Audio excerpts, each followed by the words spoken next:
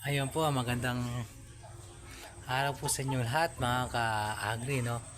Ngayon po may nasipat po tayo na papaya dito po sa ating munting bakuran, no?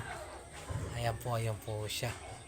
Bali ngayon po dahil may mga naisip po dahil maulan, parang masarap bang mag tinola, no?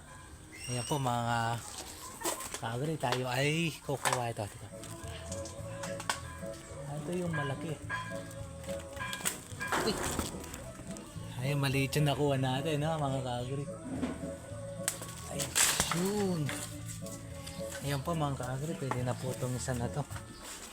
Isasama ko na rin itong maliit, no, para hindi sayang, sasama na po natin to. Ayan.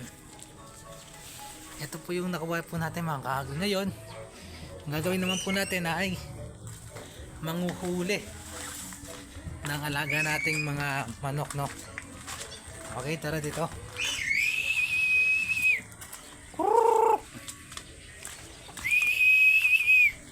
Ayan na po sila mga ka-agri, no. Ayan, may madre de agua po tayo dito, oh.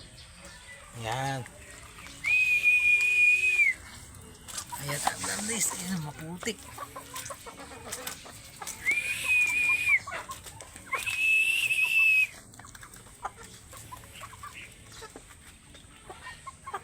So, dito ko muna ilalagay itong mga papaya natin.